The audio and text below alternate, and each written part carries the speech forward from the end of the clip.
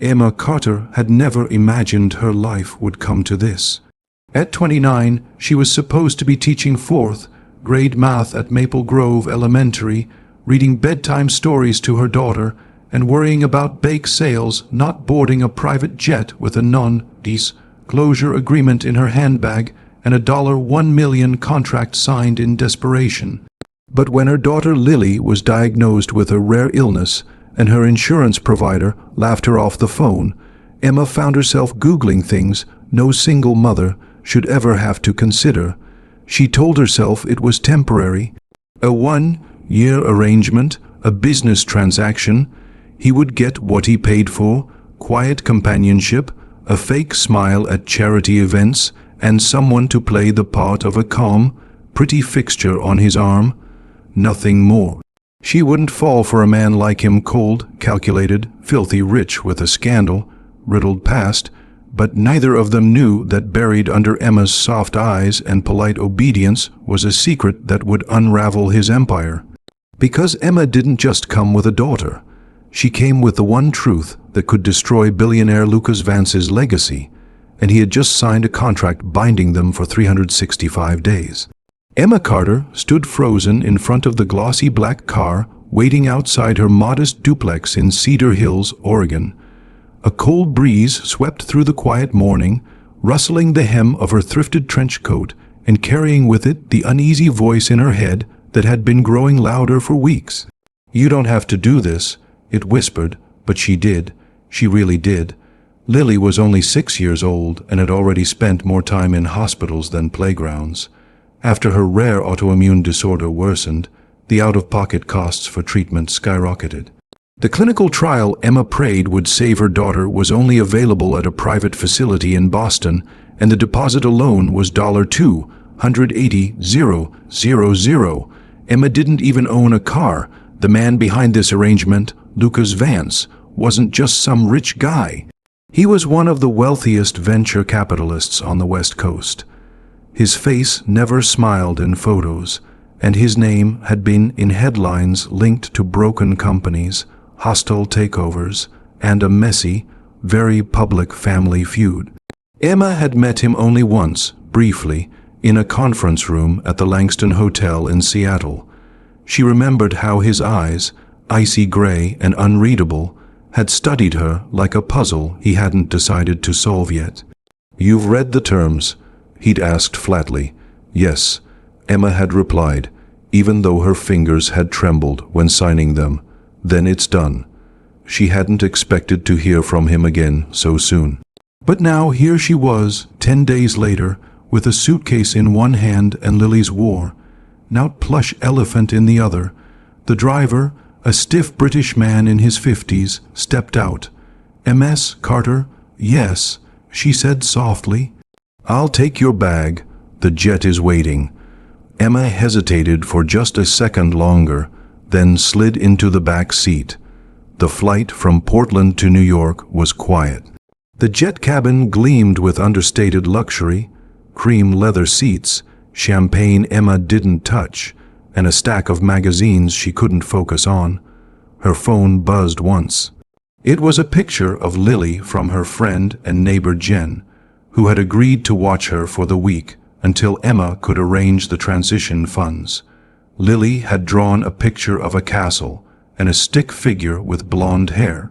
"This is Mommy in her new job." The text read. Emma swallowed hard. Her new job was pretending to be the billionaire's companion. No kissing, no sex, no romantic obligations. It was in the contract, clear. She would live at Lucas Vance's Manhattan penthouse, attend events when required, be photographed occasionally, and keep her mouth shut. A professional arrangement. Don't get involved, the lawyer had warned. Lucas Vance burns through people. He isn't a man who saves lives. He's a man who buys them. When Emma stepped into the penthouse, she felt like she'd entered another dimension. Glass walls framed the skyline like a painting. The furniture was all shades of gray and ivory, and not a single item looked like a child had ever touched it. The air smelled like cedarwood and money. A housekeeper took her coat without a word. Lucas stood at the window, phone in hand, barking something into a Bluetooth headset. His suit was navy, expensive and perfectly tailored. He ended the call, turned around, and his eyes flicked over her with that same unreadable expression. "You're early." The driver was fast. Emma replied, standing awkwardly with her arms crossed. Lucas didn't respond. Instead, he handed her a thin black folder. Schedule for the week, events, travel, names to remember. She opened it. Fashion gala, charity dinner, board brunch, tech summit. You expect me to memorize this in a day. I expect you to keep up, he said. I'm not paying for a liability. Emma's spine straightened. You're not paying for a doormat either. Lucas paused, one brow lifting. Maybe he hadn't expected her to push back. She saw something flicker behind his eyes: amusement, annoyance. It vanished too quickly. I like punctuality, he said simply, walking past her. Follow the rules and we'll get along. And what happens if I don't? He turned back, that glacial gaze locking on hers. Then your contract ends and your daughter loses everything. Emma's face paled. You know about Lily. I make it a point to know everything about the people I buy. You mean hire? He tilted his head, the ghost of a smirk threatening. Sure, hire. That night, Emma sat in her guest suite, larger than her entire apartment, watching the city lights flicker. She held Lily's plush elephant in her lap, blinking back tears. She felt the walls closing in. The contract said she was to be seen, not heard. But Lucas Vance had no idea that the woman he'd brought into his world came with a secret even more dangerous than a sick child. Because Lily wasn't just Emma's daughter. She was someone else's too, and that someone was connected to Lucas in a way that would shatter everything. Lucas Vance was already pacing in the marble foyer when Emma emerged the next morning, dressed per the wardrobe instructions, sleek, tasteful, forgettable. Her dress was dove, gray, her heels modest, and her makeup minimal, the image of elegance without identity, exactly what the contract demanded. Lucas glanced at his watch. You're 3 minutes late. Emma didn't flinch. I brushed my teeth. You'll survive. He gave her a look, half disdain, half curiosity, then handed her a travel itinerary as he led her toward the private elevator. We're flying to Boston. Vance Tech is hosting a biotech summit, and I'm delivering the keynote. Smile, nod, don't speak unless spoken to. She stepped inside the elevator. You know, you should have just hired an actress. I don't like actresses, too much fiction, he said, not looking at her. I prefer my lies welled, rest and quiet. Emma bit her tongue. They flew in silence, except for when Lucas reviewed documents or barked commands into his phone. His staff orbited him like moons, polished, efficient, and utterly disposable. Emma was beginning to realize that her position wasn't companion. It was camouflage. On the tarmac, the wind whipped around them as a black Escalade pulled up to the jet.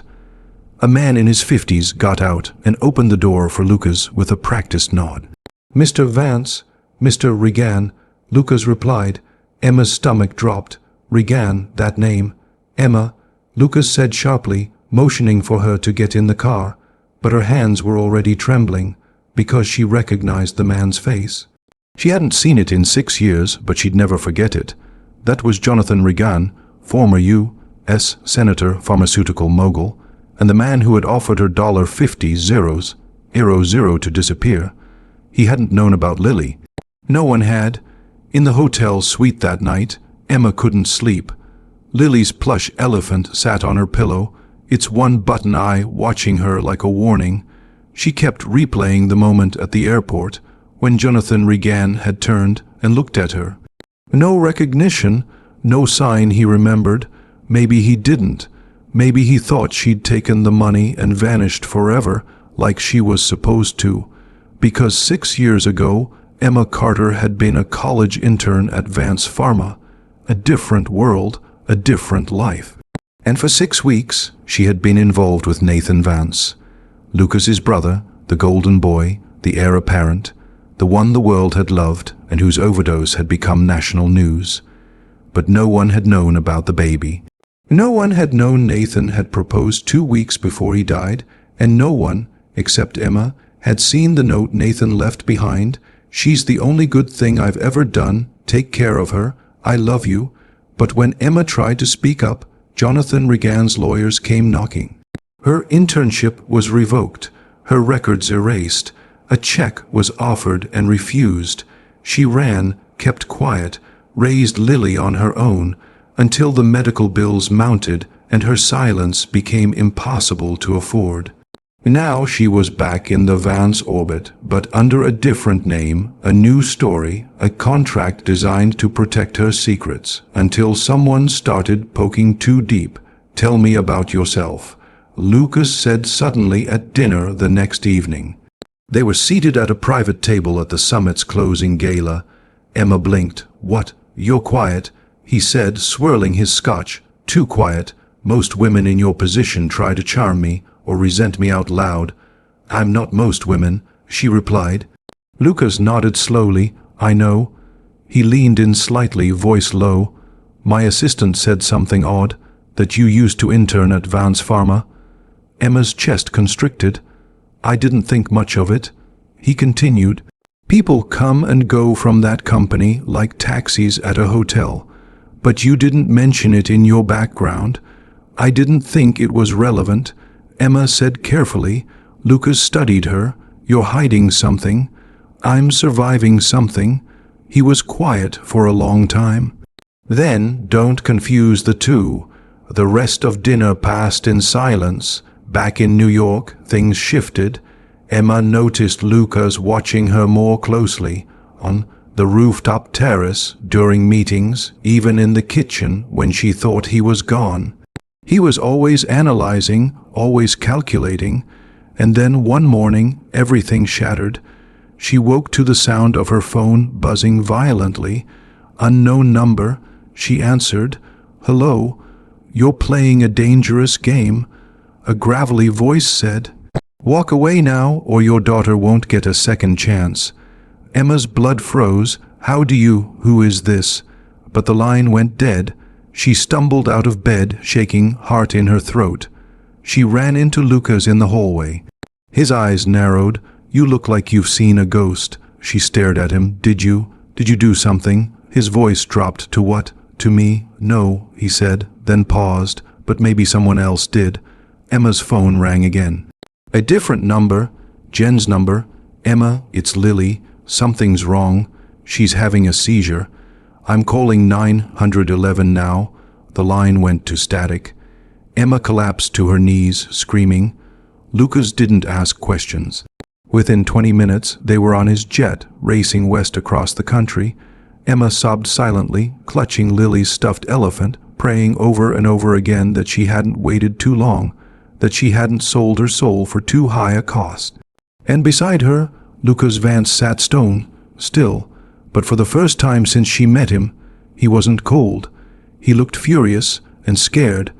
By the time the jet touched down in Portland, Emma had bitten through her bottom lip from trying not to scream. Lucas had remained eerily silent the entire flight, his fingers clenched around his phone, firing off messages in coded language she didn't understand.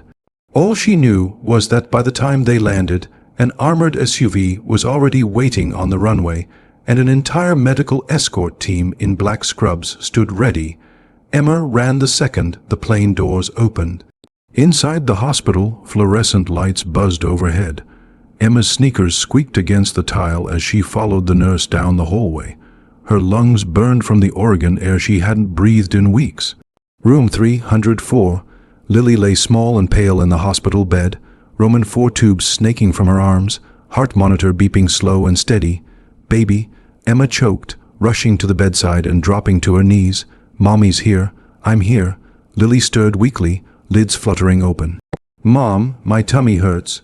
Emma pressed her forehead to Lily's hand, which felt too warm. Jen stood in the corner, red-eyed, shaking. It happened so fast. 1 second she was watching cartoons, the next she was on the floor, convulsing. She had a full tonic-clonic seizure. A doctor said as he entered, clipboard in hand. It triggered her immune system and flared her condition. "We stabilized her, but what?" Emma demanded. He hesitated. There's something in her bloodwork, something artificial.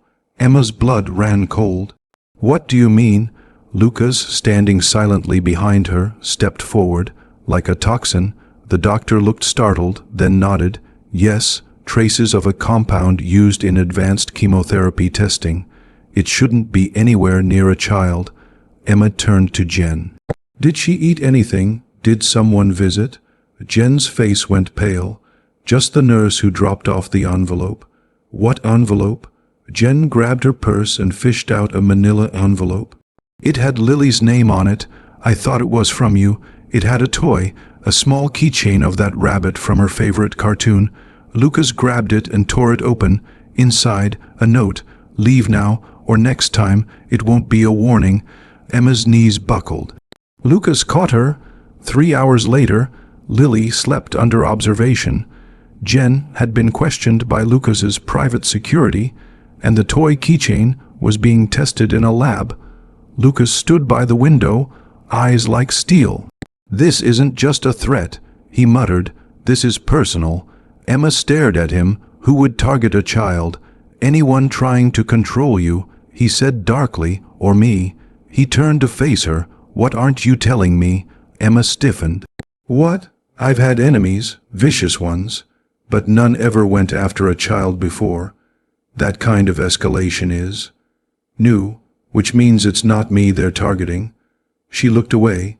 You're being paranoid. Lucas crossed the room in 2 steps and grabbed her arm, not roughly, but firmly.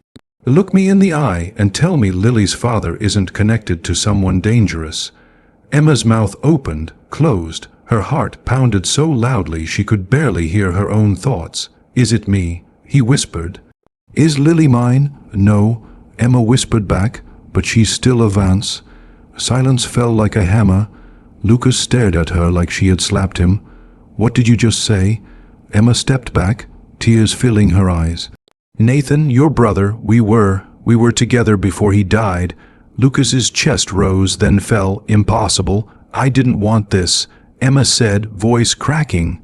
I tried to leave it behind, but your father's men found me. They erased me, paid me off, told me I was nothing. So I ran, and I raised Lily alone.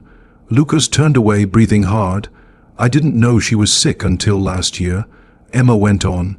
And when I couldn't afford the treatment, when I had no one else, I saw the auction ad. She looked up at him. I didn't come for you. I came for her, to save her. Lucas said nothing. Then, after a long moment, you should have told me. I couldn't trust you. I don't blame you. He sat heavily in the chair beside Lily's bed and watched her sleep. She looks like him, he murmured, same hair, same stubborn chin. Emma nodded silently, then he turned his head, but her eyes, those are mine. Emma gasped. And in that moment, she knew. He believed her.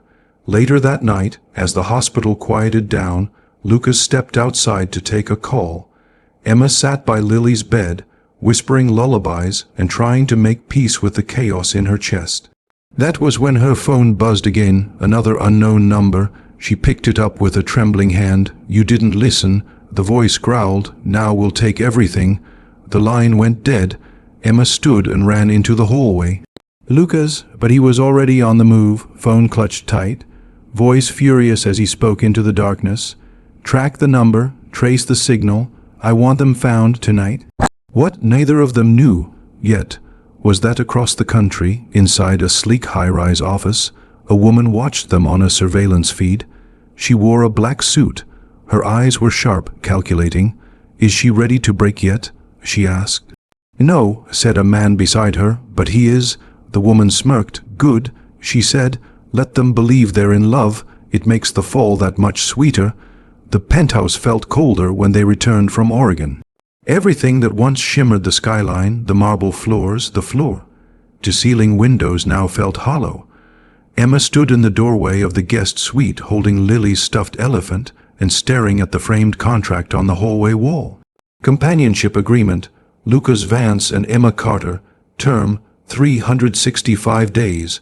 Her skin crawled, a lie wrapped in legality, $1 million secret wrapped around the truth. She wasn't just Lucas's paid guest. She was the mother of his niece or possibly his daughter, and now someone was trying to destroy them all. Lucas stood in the living room surrounded by 4 private investigators and a laptop showing digital maps, call logs, and surveillance images. "They knew where you were, what Lily ate, when she'd be alone," he said coldly. "This isn't just blackmail, it's surgical." Emma rubbed her arms, chilled. "You think it's your father's old enemies?" Lucas shook his head. "My father had plenty of enemies, but none with this much patience. This feels like someone on the inside." "Inside what? My company or worse?" He looked up, eyes unreadable. "My family." Emma went pale. "You think someone knows about Lily?" "I think someone's known longer than we have." The next day, Lucas held a press conference to announce a surprise new partnership between Vance Capital and a pediatric health nonprofit. The media swallowed it up. Emma watched from the wings as Lucas delivered carefully scripted lines about supporting families in crisis and personal motivation, but she could see the lie behind his eyes. This wasn't charity, it was a shield. When they got home, he didn't speak, just poured a glass of whiskey and stared out the window as if the skyline might suddenly blink and reveal all the answers. Emma couldn't stand the silence anymore. "You're protecting us," she said, trying to. He replied without turning around. "Why?" That finally got his attention. Lucas turned slowly, eyes softer than she'd ever seen them. "Because I know what it's like to lose everything," he said quietly. "And I won't let it happen to you." She stared at him, unsure whether to run or collapse into his arms. Instead, she whispered, "We're not your responsibility." "No," he said, stepping closer. "You're not. You're something else." He stopped inches from her. "You're the first thing that's ever felt, worth the price." Emma didn't move, didn't breathe. Then, somewhere deep in her gut, fear twisted, because people like Lucas didn't say things like that. Not unless they were about to lose everything. That night, Emma checked on Lily. The little girl was finally sleeping peacefully, curled up with a new rabbit toy Lucas had given her. She kissed her daughter's forehead and turned to leave when she saw the envelope on the floor. Plain, unmarked, her name written in tight block letters. She picked it up with shaking fingers. Inside, a single photo, Lucas shaking hands with a woman in a red coat, and a typed note. "Ask him who she is. Ask him what she paid to keep her secret buried, or don't, and pay the price yourself." Emma stormed into the living room where Lucas was reviewing documents with his security chief. He looked up. "Emma, who is she?" Emma held up the photo, hands trembling. "Don't lie." Lucas paled, then stiffened. "That's Veronica Ashcroft. She used to run our Boston office. Used to. She was involved with my father. He paid her off to avoid a scandal. She disappeared 10 years ago. And now someone is using her against you." Emma's voice cracked. Lucas stepped toward her. "This isn't about her. This is about whoever's trying to dismantle my life piece by piece, starting with you." "No." Emma backed away. "They're not just targeting you. They're targeting Lily. Me. You brought us into this war." "I didn't know exactly," she whispered. "You didn't know, and you're supposed to know everything." She turned and walked out, shutting the door to the guest suite behind her before he could respond. In her room, she pulled out her old phone and scrolled back through photos of Lily, of Nathan, of the two of them at graduation. Then she found it, the last photo Nathan had sent her. A picture of an old fountain in Manhattan. Beneath it, "For when the world doesn't make sense, go here. I always did." The next morning, Emma went there. She waited on a bench with Lily's elephant in her lap and a question burning in her chest. When Lucas found her, his coat was soaked from rain, and his voice was hoarse from shouting her name across Midtown. "I'm sorry," he said. "I needed to breathe. I don't want you to run again. Then don't lie again." He sat beside her, wet coat pressing against her shoulder. "I don't know how to protect you," he admitted. "And it terrifies me." Emma looked at him, rain mixing with tears. "Then maybe stop trying to control everything and just try to care." Lucas blinked, then nodded. and for once he didn't have anything to say. But neither of them noticed the camera lens aimed at them from the rooftop across the street. A voice crackled in a hidden earpiece. "They're breaking. Phase 2 begins now." The next blow didn't come in the form of a photo, a threat, or a poisoned toy. It came as a whisper that turned into a roar. Vance Air hides love child in multi-million-dollar companionship deal. Inside the scandal, single mother, secret baby, billions at stake. The headlines dropped at midnight. By sunrise, every news channel, social media platform, and gossip site was feeding off it like sharks in blood. Emma woke to her phone vibrating violently beside her. Her screen was flooded with missed calls from blocked numbers and texts from numbers she didn't recognize. Then she saw the article, the photo, her face, Lily's picture, blurred but recognizable. They knew. Someone had leaked everything. Lucas stood in the kitchen, mug in hand, watching a muted TV screen as anchor after anchor dissected their lives. Sources close to Vance Capital have confirmed the existence of an unacknowledged child believed to be the biological heir of the late Nathan Vance.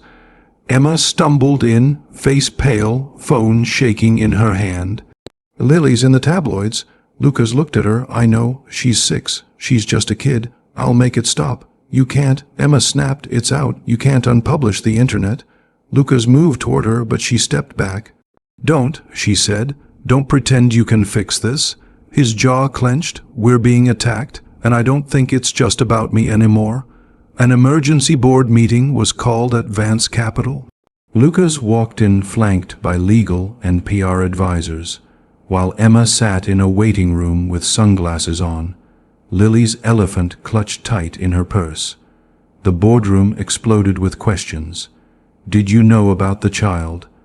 How does this affect the Vance Trust? Is she legally entitled to anything? Can this scandal jeopardize our partnership with Eastern Bio? Lucas stood at the head of the table, calm, unreadable.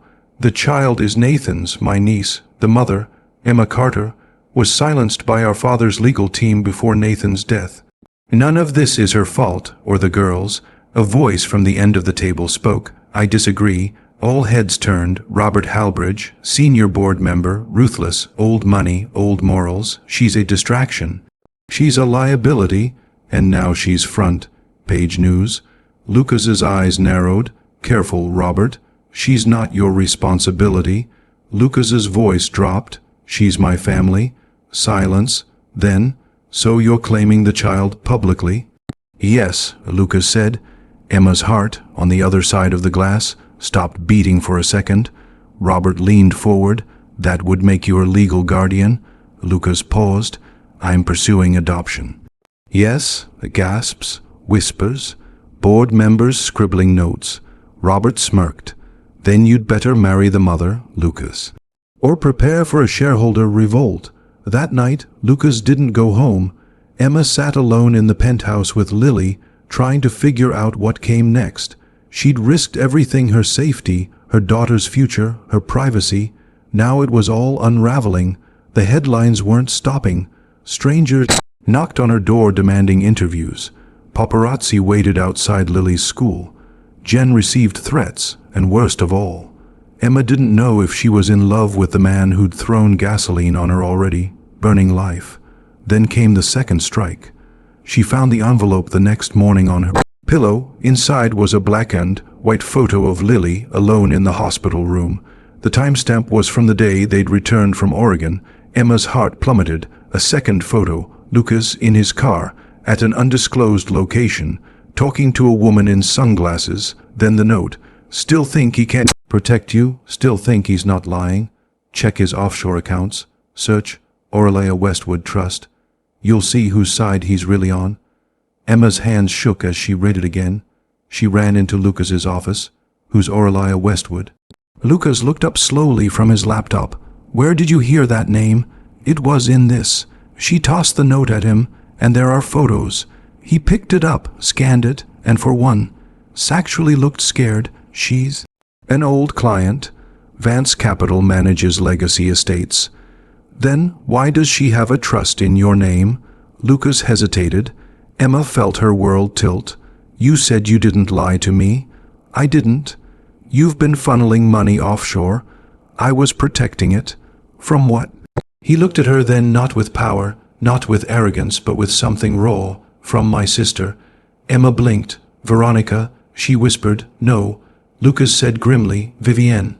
My older half, sister. The name hit like a hammer. Vivienne Vance, the sister no one talked about. The one who disappeared after being ousted from the board for embezzlement. The one who'd sued their father. The one the press dubbed the heiress with a vendetta. She's behind this? Emma whispered. She's behind everything. Lucas said. The surveillance, the photos, the hospital breach. Why? Lucas met her eyes. Because Lily is now the sole living heir to the Vance bloodline. Emma reeled. What about you? I'm adopted, he said quietly. The room spun. She wants to discredit you. Emma realized. Expose Lily. Frame us. She doesn't want the company back. Lucas whispered. She wants it destroyed. That night, Lucas didn't sleep. Emma stayed awake with him. He sat at the edge of her bed for hours, going over everything, the surveillance logs, the threat letters, the missing bank funds, and somewhere between midnight and morning she reached for his hand. Lucas. He looked at her. If you're going to fight this, you shouldn't do it alone. He squeezed her fingers. I'm not. But across the city, in a towering hotel suite lined with security cameras and legal documents, Vivienne Vance poured herself a glass of wine and smiled at the TV showing Lucas and Emma holding hands. She raised her glass. To bloodlines, she said, and revenge. The third strike came 3 days later. Emma had just finished reading The Velveteen Rabbit to Lily when the doorbell rang in the penthouse. She opened the door cautiously, expecting another paparazzo or maybe security delivering reports. Instead, it was a man in a dark suit, flanked by 2 uniformed officers. Emma Carter. Her stomach dropped. Yes. The man held up a court order. You've been served, MS. Vivienne Vance is filing for emergency guardianship of Lily Carter, citing concerns over your fitness as a parent and the child's safety under your current arrangement with Lucas Vance. Emma's knees buckled. No, she gasped. She's my daughter. That's for the court to decide now. The man said grimly, you are to appear at family court tomorrow morning. He walked away. The officers left. Emma stood frozen in the doorway, clutching the paper like it might vanish if she crumpled it hard enough. Lucas found her an hour later sitting on the floor, trembling. They're trying to take her. She said numbly. Lucas read the court order, his hands balled into fists. This is war. She wants Lily. Emma whispered. To control the bloodline, to control your company. To erase us? No. Lucas said, standing. This ends now. The next morning, the courtroom was packed with press, lawyers, and tension so thick it could be sliced in ribbons. Emma sat beside Lucas, who wore a charcoal gray suit and an expression sharp enough to gut anyone who looked at him wrong. Vivienne Vance entered in all white, a theatrical move, paired with crocodile tears and a sob story about a vulnerable child being dragged into a corporate scandal. My late father, she began smoothly, would never have allowed his granddaughter to be used as a pawn by a woman paid to be a professional companion. Emma flinched. Lucas stood. With all due respect, Your Honor, MS Vance is manipulating this court. She is using family law to cover a hostile corporate sabotage campaign. Do you deny you hired MS Carter in a paid agreement? Vivienne's attorney fired back. Lucas didn't blink. I deny that it's relevant to the care of a child. That little girl is my niece. And her mother has protected her, loved her, and sacrificed more than anyone in this courtroom. Vivienne stood. They're dangerous. Emma stood too. Her voice didn't shake. No, you are. The judge raised a hand. Enough.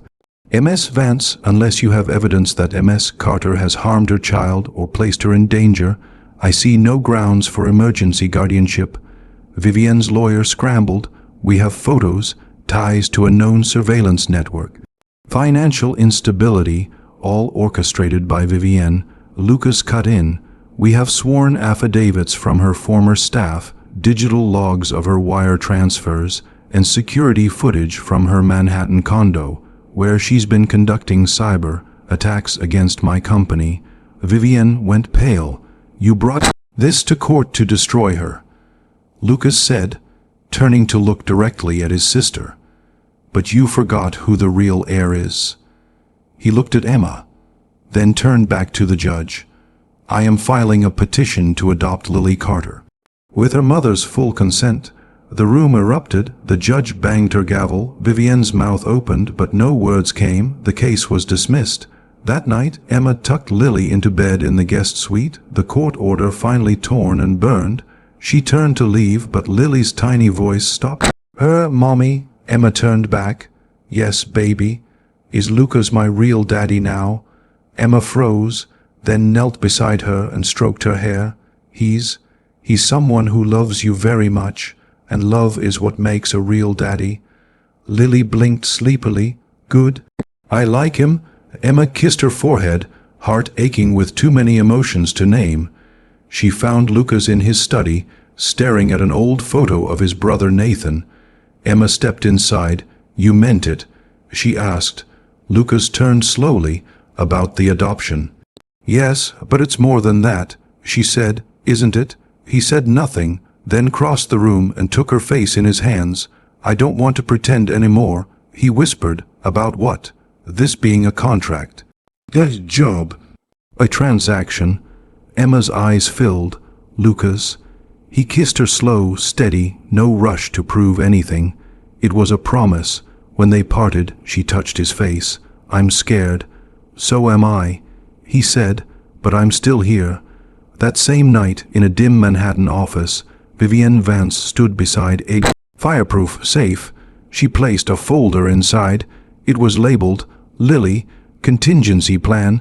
She closed the safe, reset the lock, and whispered into the dark, They think it's over. But I've only just begun. Outside, thunder rolled. Inside the penthouse, Emma and Lucas held each other. Neither of them knew that the greatest storm was still ahead, but this time they'd face it together.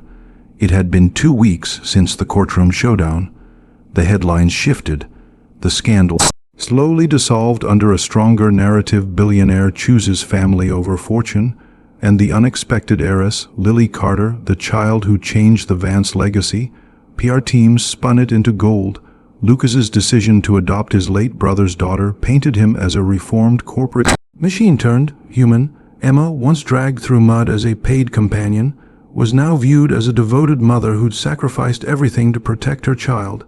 Public sympathy flipped in their favor, but inside the penthouse, peace still walked on eggshells. Emma wandered into the kitchen late one night, barefoot in Lucas's oversized T-shirt, expecting silence. Instead, she found him sitting at the island, staring at a stack of legal papers. She leaned on the counter. Please tell me no one died. He glanced up. His face was weary. Only a few dreams. What is it? Lucas hesitated, then pushed the papers toward her. Emma read the bold letters at the top. Notice of executive resignation, Lucas Vance. She blinked. You're leaving the company? I don't have a choice. You always have a choice. Lucas exhaled. Not when the board still sees Lily as a liability. They gave me an ultimatum, step down quietly, or they push for a full vote of no confidence and spin us as a PR cancer. Emma's heart ached. You built that empire. I'd burn it to the ground for her. He said simply, for both of you. Emma swallowed hard. You shouldn't have to. Lucas stood and walked around the island. He took her hands in his. They can take my title, he whispered, but they don't get to take what matters. His forehead pressed against hers. I'm not losing you. I'm not losing Lily. You never had to fight alone, she whispered back. The next morning, Lucas held a press conference and announced his resignation as CEO of Vance Capital. His words were measured but powerful. I started this company in pursuit of control. Money, power, but I've learned that real power comes from love, from choosing people over profit. Today, I'm stepping down. Not because I'm ashamed of my choices, but because I'm finally proud of them. Emma watched from backstage, hand in Lily's. Cameras flashed. Reporters shouted questions, and for once, Lucas didn't run from them. That afternoon, Emma received a call from a blocked number. She almost didn't answer. But when she did, The voice on the other end made her freeze.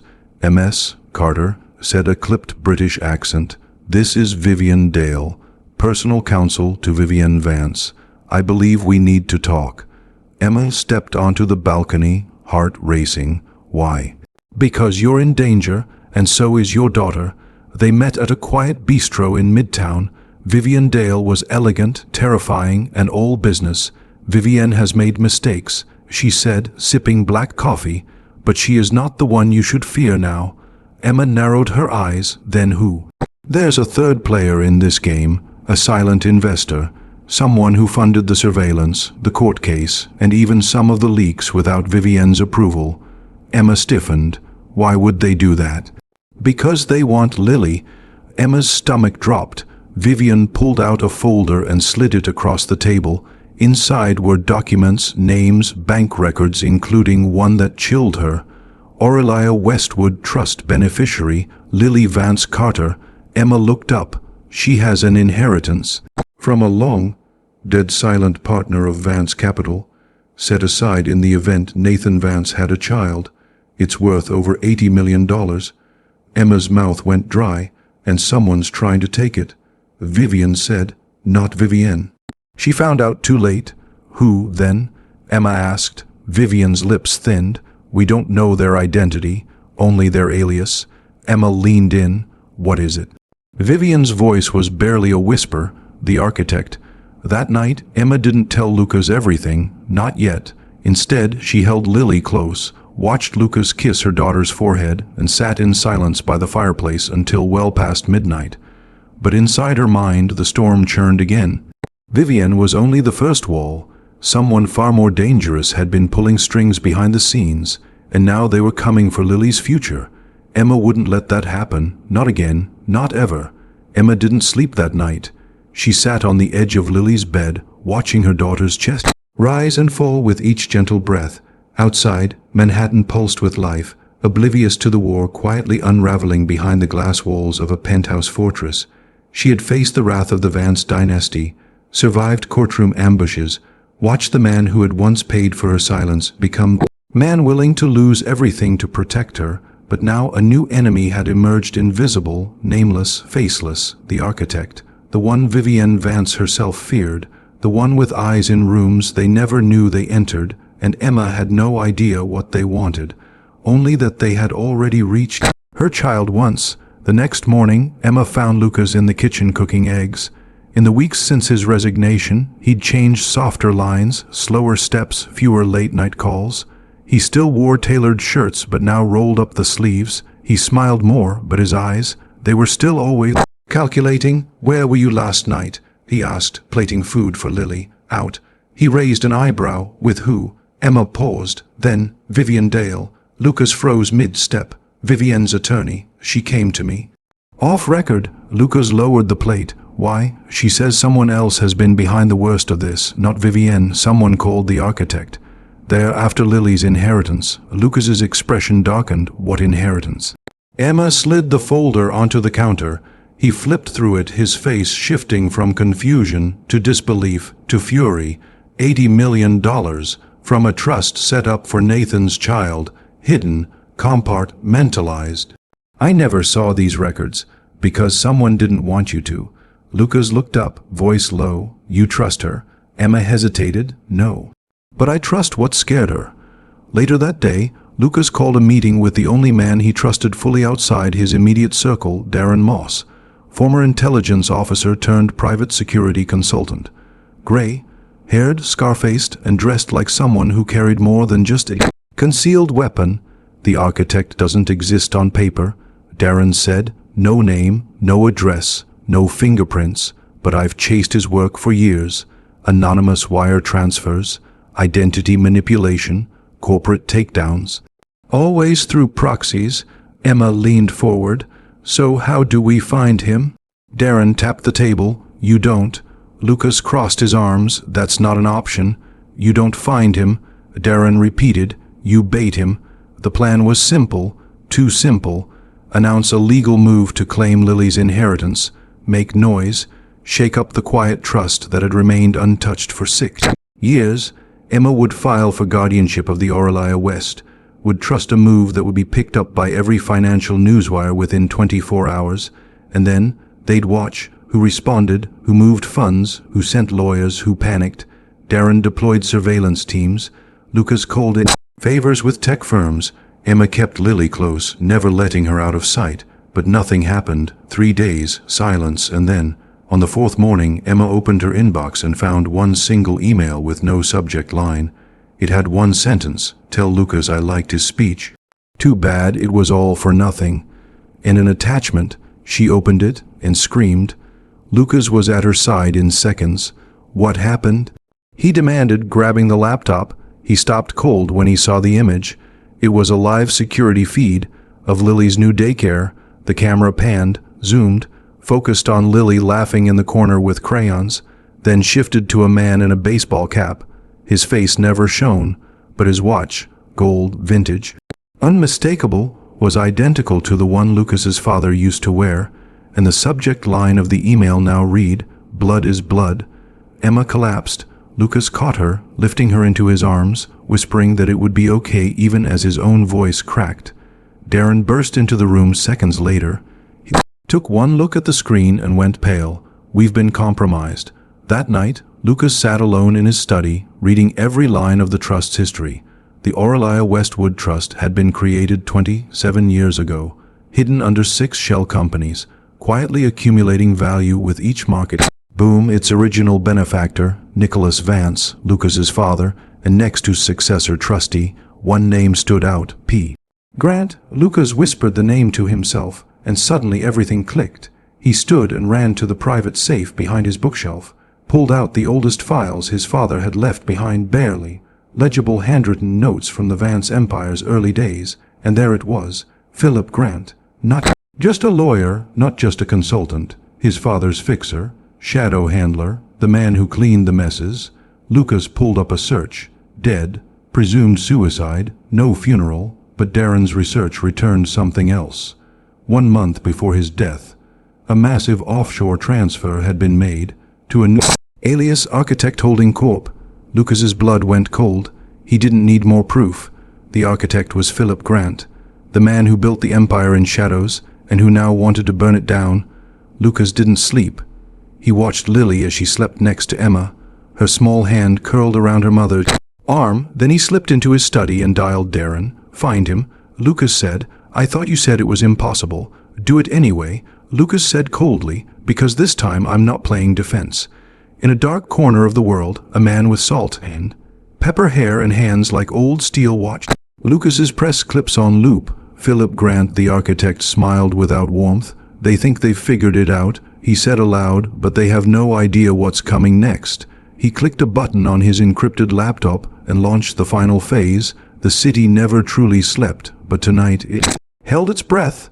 Lucas Vance stood in the underground operations room Darren had assembled in an abandoned data center outside the city. Screens flickered. Security feeds rotated between live views of Lily's school, the penthouse, Emma's friend Jen's house, and the emergency safe house on the Hudson. Darren paced behind him, growling into a headset. "I want eyes on every satellite ping within a 10-mile radius of the Trust's last access point.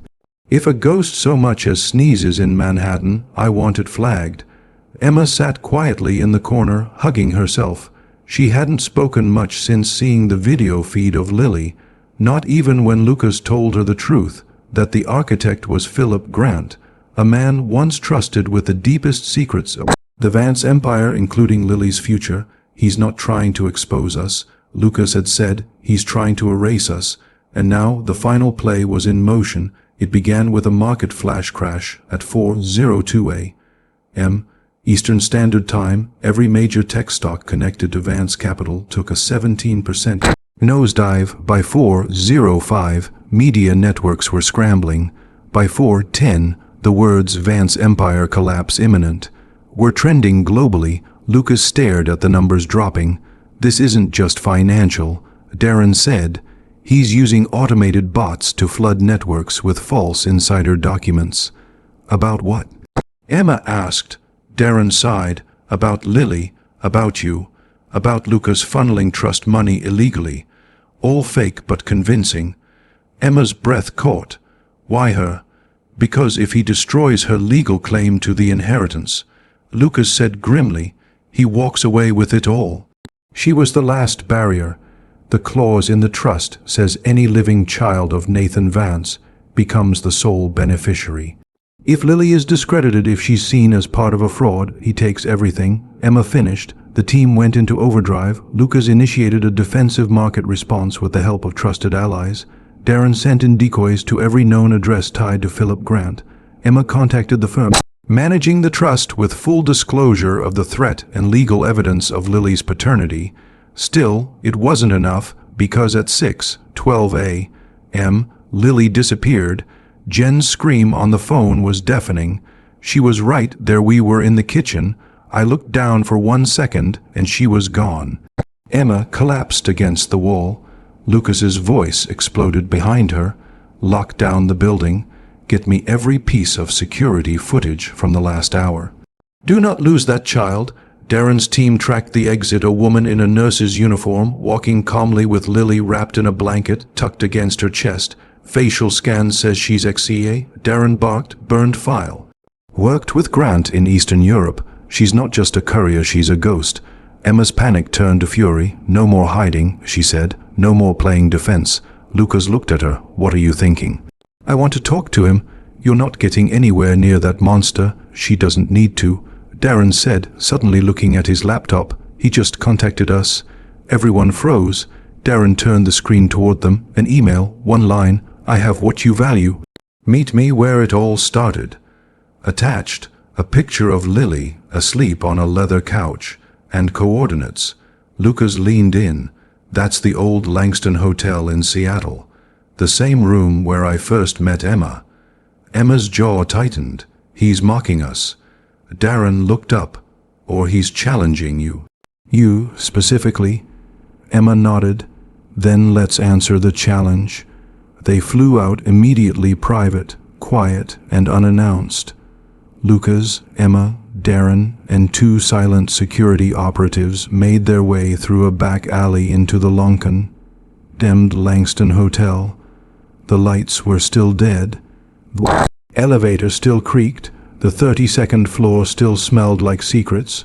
Room 321, the same room where, months ago, Lucas had handed Emma a contract, the same room where this game had begun. Now it would end. Lucas opened the door. Lily was there, asleep on the bed. Beside her sat a man with silver hair, a 3-piece suit, and a face carved in precision. Philip Grant, older, worn, but eyes like ice. I was wondering how long it would take you, he said casually.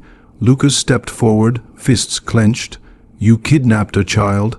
Grant smirked. I protected an asset. Emma shoved past them, rushing to Lily's side, checking her breathing, brushing her hair from her face. She's okay, she whispered.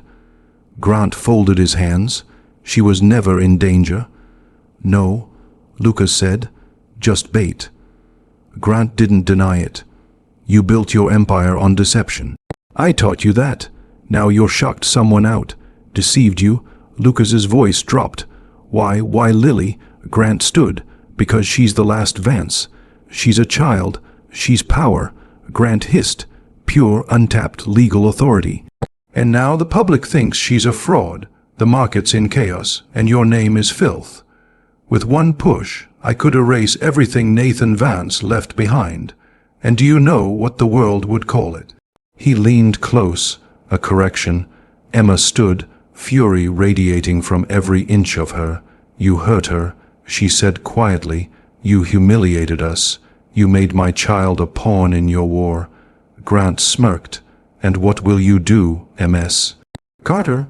Emma stepped forward and pulled out the audio device Darren had slipped into her jacket. The light blinked green. We already did it. Grant's smile faltered. You've been confessing for 11 minutes. Lucas said calmly, and your signal has been jammed the entire time. No escape routes, no scrubbers, no countermeasures. Darren entered behind them, and every Fed in this city is listening live. You're done. Grant reached into his jacket. 2 guns were raised before his hand even touched the handle. Try it. Darren said, cocking his weapon. Grant slowly raised his hands. Emma scooped Lily into her arms and backed away. Lucas looked at the man who once controlled everything and said the one thing Grant never expected to hear: "You don't own us anymore." By midnight, Grant was in federal custody. The trust was restored. Emma's name was cleared. The bots were neutralized. The market corrected itself within 48 hours. But Lucas didn't care about any of that. He only cared about way. Lily smiled when she opened her eyes and saw them both beside her. 6 months later, everything had changed and nothing had. The penthouse was quieter now. No security teams pacing the hallways. No emergency board meetings or private investigators tracking shadow figures. Just Lily's laughter echoing through the high ceilings, the smell of pancakes on Sunday mornings, and a woman who had once sold her time now living on her own terms. Emma stood on the balcony overlooking Manhattan, the skyline bathed in amber twilight. She sipped her tea, watching as Lily danced barefoot across the living room rug, wearing Lucas's oversized hoodie like a superhero cape. "Mom," Lily called, "can we have chocolate chip pancakes tomorrow?" Emma smiled. "Only if you promise to brush your teeth twice." "Deal," Lily shouted. Lucas emerged from the kitchen, spatula in hand. "You're cutting deals without me again." Emma raised an eyebrow. "You're not the only negotiator in this house anymore." He grinned, fair. He crossed over and kissed her cheek, a casual intimacy that still made her heart flutter. They stood there for a long moment, arms touching, breath synchronized, eyes on the city. "So," Lucas finally said, "what now?" Emma looked at him. "Now we live. And the past, we survived it." He was quiet. "I think I'm still afraid sometimes." She turned to face him, her eyes soft. "So am I. But that's what makes it real." Lucas exhaled, his shoulders relaxing. "I didn't think I'd ever have this. A family." Emma looked down at Lily, who was now constructing a makeshift blanket fort using couch cushions and her favorite stuffed elephant. "We're messy," she said, "a little broken. But yeah, we're a family." Later that evening, Lily fell asleep in her room, curled up with books and half a pancake in her hand. Lucas stood in the doorway, arms crossed, watching her breathe. "She's going to be okay." Emma whispered behind him. He nodded. "So are you." Emma stepped beside him, took his hand. "Thank you," she said. "For what?" "For choosing us, not just when it was easy, but when it cost you everything." Lucas turned to her. "I didn't lose anything," he said. "Everything I needed was always here. I just didn't know it yet." They stood in silence, the kind of silence that feels whole, not empty. Then Lucas pulled a velvet box from his pocket. Emma blinked. "What is that?"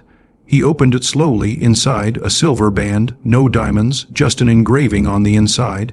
365 days. "Forever? I know we weren't supposed to last past a year," he said, "but I'd like to renegotiate the terms." Emma smiled, eyes misty. "I'll need to read the fine print." He kissed her hand. "I'll make it worth it." Outside, the city lights flickered. A new chapter was beginning, and this time no secrets stood in the way, no contracts, no price tags, just love honest, hard, won and finally free.